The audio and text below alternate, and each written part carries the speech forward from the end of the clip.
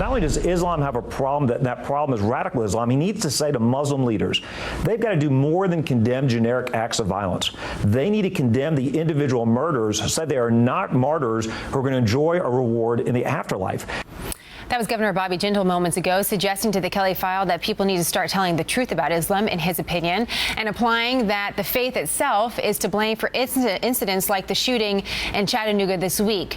And while no direct link at this time has been established between this shooter and Islamic extremists directly, one D.C.-based imam admits this, saying, quote, "It will probably be that he's done this in the name of some radical Muslim group, and that puts a tremendous amount of pressure on the community." Dr. Kanta Ahmed is author of In the Land of Invisible Women. Qasim Rashid is the national spokesperson for the Ahmadiyya Muslim Community USA. It's nice to have you both on the program. Thank you. Let's continue to talk about solutions. Doctor, first to you, what concrete measures can be taken within the Muslim community to prevent violence being waged in the name of Islam? I think it's a time for Muslims to respond by one of our fundamental duties, which is our duty to society. Muslims have a duty to themselves, to their maker, but also to their society. And this is a role not just for Muslim leadership, but individual Muslims in America, all 4 million of us. We have to participate in exposing these extreme behaviors, which I term Islamism. They are not Islam, but they are hiding amongst us. They are being veiled by us, and we must expose them. It's not a matter only for the leadership. We know from British Muslim parents whose children have become radicalized that there is bedroom radicalization. British Muslim parents have advocated for this. American Muslim parents have in hearings in which I participated 2 years ago. So this is a role for all Muslims to be aware, to inform, and to relate to authorities. We also need a tremendous expansion on surveillance of places where Muslims gather. I'm curious what Qasim thinks about that. What do you think is part of the solution? Well, I represent the Ahmadiyya Muslim community, and as Muslims who believe in the Messiah, Mirza Ghulam Ahmad of Qadian, we have established ourselves in over 200 countries worldwide through peace, through dialogue, through service to humanity. And the bottom line is that leadership matters. Under the leadership of His Holiness, the Khalifa of Islam, the head of the Ahmadiyya Muslim community, we have demonstrated how by engaging in service to humanity, we not only combat all forms of radicalization, and that's a key element here. Radicalization is not a Muslim issue. Dylan Roof was not a Muslim, but he killed 9 innocent black people.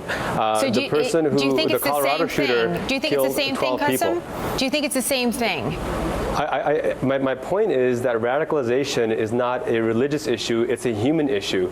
And the way to combat that radicalization is to stand united against all forms of extremism. His Holiness, the Khalifa of Islam, has demonstrated that. This is why throughout our 125-year history, we have tens of millions of members and not a single act of terrorism, even once.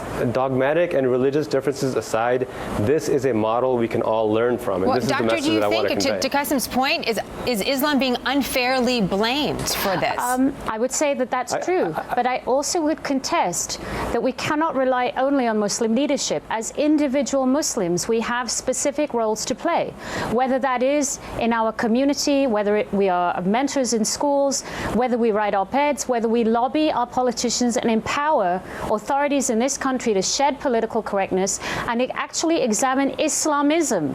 These acts are what can be called radical Islam or Islamism. They are not my faith, they are not the faith of Qasim, but they are emerging from within the Muslim community, and there's no escaping that now.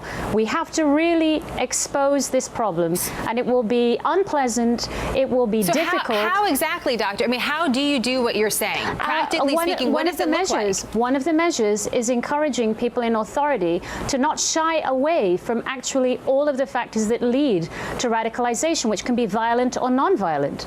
Islamism is an ideology that's emerged from 20th century Egypt.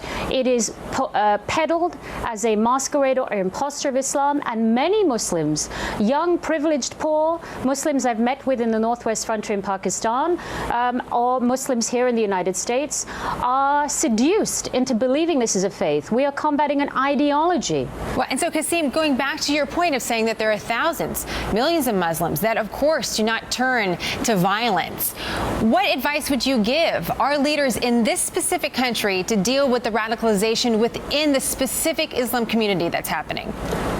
Well, I think ultimately we agree that this is combating an ideology of extremism.